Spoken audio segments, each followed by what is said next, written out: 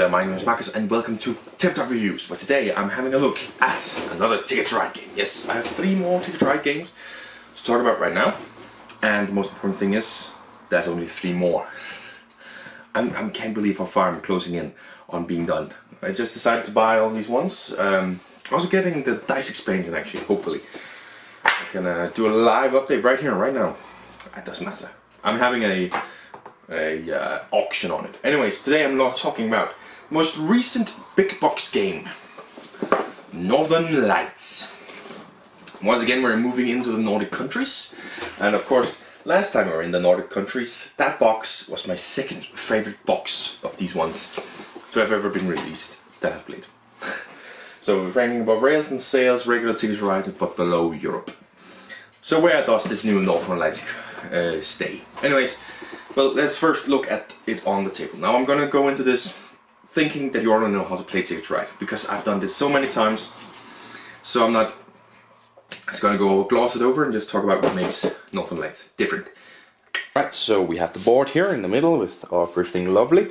So the things that I like is you grab your train cards here, you mix them up, everybody gets 4, 1, 2, 3, 4 as the starting hand here, and then you of course place them down, flip over the first 5 cards here, see if I've managed to mix them up just about, well, 3 orange nuts, and of course everybody gets a bag of train cards, and we place the point tokens here over on 0, and you can see everything lovely. Just gotta real quick take this out here. Making sure everything is in order so I don't mix up something that isn't supposed. We have tickets, so of course also shuffled up. Everybody then gets 4 tickets, of which they have to keep 2.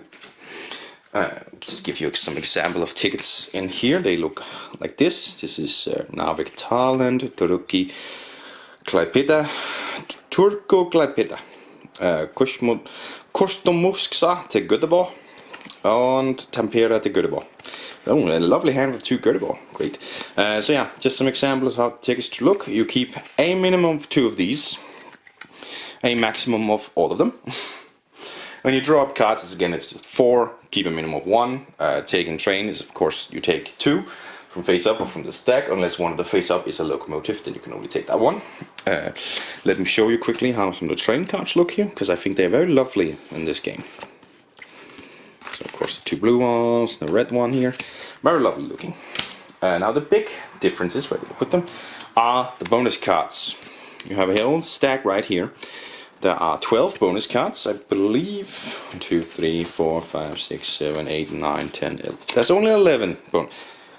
I feel like I should be 12. I feel like I'm missing one somewhere. Whatever. You mix them up and you draw out 4 random ones. You can sort of place them up here next to the cards if you have something sort of looking like mine.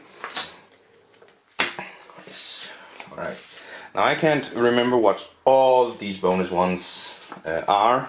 This one is the most in the Arctic Circle, so you can sign a CD. If I just move the camera a little bit, you can see it right here. God damn it. There you go. There's like a line right here.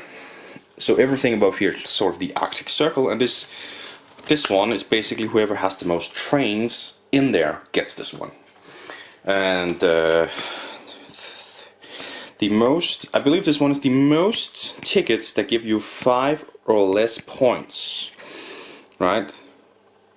Yes. Equal to or higher is no good. I believe it's 5 or less. And then these 2 I actually can't remember. I believe this one is the most amount of countries visited, and this one I can't remember. So you get 4 bonus cards, and they are very different. Here's just some looks at some of the other ones here. Most tickets with capitals. Most trains in Norway, I believe. Oh god, what was this one? I can't remember what this one was. This is the regular longest route, so we know that one. I believe this is most trains placed on a 1, right? So this is opposite most trains. This is most tickets completed in the Arctic Circle, right? and I believe this is something to do with most trains left over when the game ends. So a few very different ways of scoring makes it a little bit more advanced, so to speak, but the other rules are the same. We talk about the map, I said that's the Arctic Circle, and if you notice over here, you have a whole bunch of ferries down here. So many ferries. So yeah, I love the little map, and there's not much more to talk about. It's Ticket to Ride. If you don't already know, as I said, you can draw up tickets. You get draw up 4, you have to keep at least 1. You can draw cards, 2 in total, unless one of the face up you take is a locomotive. And you can place down trains by placing down the same as the one you want to take. So there's 2 blue ones, we place down these 2 blue ones, and you would score for that one. Why am I even placing it? Well, now they fell out. So 2 on the blue ones, and you would score for that one 2 points. I can't believe I still can't remember the points you score for it. And at the end, of course, every ticket you've completed is plus points. Every ticket you haven't completed is minus points. So yeah, if you don't know how to play Ticket to Ride by now, you've been living under a rock, or you are just new to the board gaming, of course. So let's get back up and talk about my final thoughts. Right, we're back. Actually, does the lid... No, it doesn't. I'm trying to make the lid, so as you see, like, Ticket to Ride, it says over here, you read it here, and you flip it around, and you read it as well. I'm trying to do that with all of my games, sometimes I forget to do it. Anyways, Northern Lights, brilliant. So first of all, you have Ticket to Ride. I want to say something. So my base score for Ticket to Ride has been an 8 out of 10 for quite a while. So looking back, I've had a reconsider. My baseline score for Ticket to Ride is going to be 9 out of 10. Yes. And for the city games, it's going to be 8 out of 10. So Rails and Sails and Japan and Italy remain 7 out of 10s. They're not very good. But my baseline score for all the Ticket to Rides are going to increase to 9 out of 10. I'll do a video on it maybe, once I've done these. So that means baseline 9 out of 10. Can it evolve on it? Can it not? So what does it do different from regular? So it has the ferry routes, which is not in regular ones, where you need to have a locomotive plus the colors and stuff. I like those. It's I always feel like they're absent when you don't have them. I like to have them in the Ticket to Rides because it's sort of a thing that forces you to at some point take a locomotive usually, or take a longer route. So I like that addition. It's a good little addition to it that just means that at some point you're gonna have to take this less valuable decision, and I like that. I like it's like, because then it has value all of a sudden. It's a less valuable, but then also it has more value. So I like that. Then you have to draw cards, bonus ones. I like those. I think they're not. I don't know how balanced this is with the luck of like the route card you draw up. So don't know exactly how balanced that is, but it's a good little addition where it's like, oh, maybe I could do a little bit of combo by drawing some cards, and the next turn I can, if I'm lucky. So it's another pretty nice addition to this game, having some more to do. But the big addition to this game is of course the variable scoring. You have 4 out of 12 cards that are drawn out to be the scorers for this game. Obviously, instead you already know the more routes or the longer stretch something. This one, it varies and it's quite different. Sorry, and it really is something that changed it. Man, it really is something that can change up the results of what you go for, and I really like it. I like that. That is something amazing. So mixed with the ferry routes, the draw extra cards, and those ones, this Ticket to Ride Northern Lights really has a massive upgrade in terms of its mechanics, in terms of that. I mean, my mechanics are still there. These are just the extra scores, and that boost is really fun. Because having that, it changes your tactic every time you play it. Every time it's different, because now I need to focus on these ones over here and this one here. Because usually that, like, it goes hand in hand, but in this one it's not necessarily hand in hand, completing tickets and completing the goals. Brilliant. Brilliant addition to this one. Of course, I love the map. I'm gonna be 100% honest with you right now.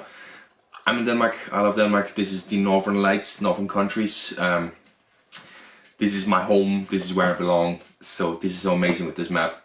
This is the kind of map that makes me understand the importance of being inclusive in movies and stuff, because I love this map. I love the Nordic countries map because it contains Denmark. It contains my home, right?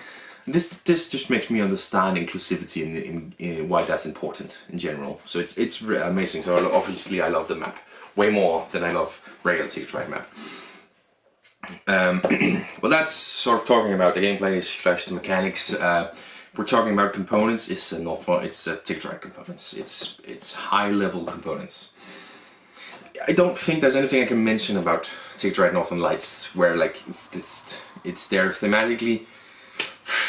I mean, the ferry routes is kind of a thematic touch, you could say that, because there's more ferry routes around the northern countries than there is in the middle of Europe or in the middle of the United States.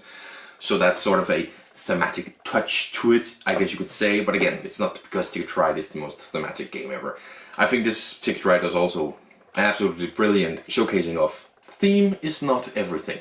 Because this could be plain routes, this could be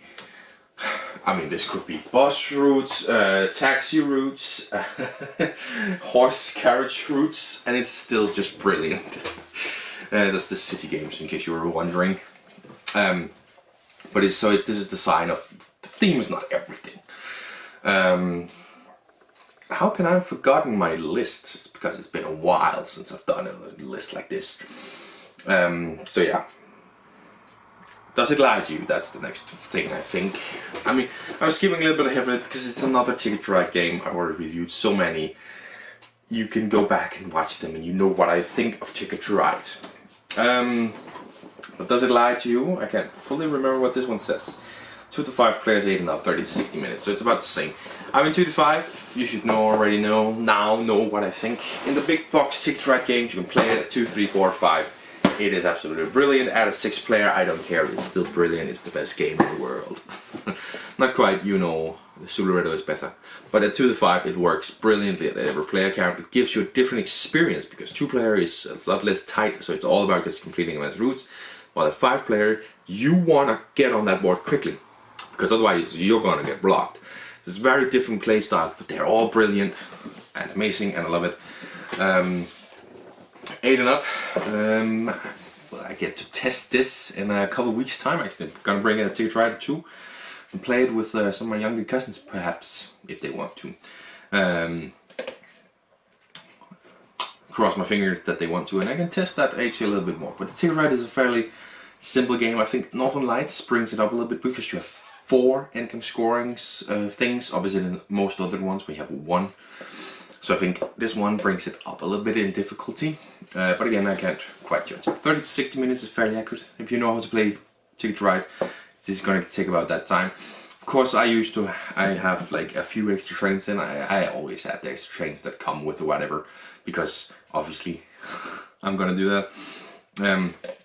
So that's going to increase it ever so slightly in time, but it's not within an hour's time-ish. Depending on the player counts, of course, could be a little bit less. It's about correct for Ticket to Ride. I can't believe I'm spending this much time talking about Ticket to Ride, but I really like Ticket to Ride, obviously. So what's my final score going to be for Northern Lights? Well, as I just said, my baseline score is now going to be 9 and 10. Northern Lights has done nothing to decrease that, so it stays at 9 and 10. Has it done something to increase it? To me, yes. The drawing the cards, the ferry routes, and that variable endgame scoring with 4 different cards takes this one up a notch to be a 10 out of 10. The only one that is a 10 out of 10 currently is Europe. Nordic countries remain at 9. I don't think this is better than Europe. I think Europe does a little bit more interesting. I think what you have in Europe with the stations and stuff is a little bit more interesting than what Northern Lights does with these ones, but it's close. Northern Lights, Europe, you can say whether those 2 are going to be my favorite boxes of Ticket to Ride. And another brilliant one. Am I keeping it? Obviously I am. I want to have all of the Ticket to Rides. I have 4 spaces on my Calc shelves up here that are going to be filled in with it. I have map collections 1 through 7, they have 1 box here, and then you have the city games, they're going to have a box. Then you have the big box games, they have a box. But now I have no room because I've gotten Germany, so I need to expand it out, and with another city games and stuff, I'll figure out how to do it, but it's gonna look awesome no matter what. So that is another Ticket to Ride reviewed. Closing in on having all of them, it's pretty cool actually. So thank you very much for watching, and I'll see you in the next one. Bye!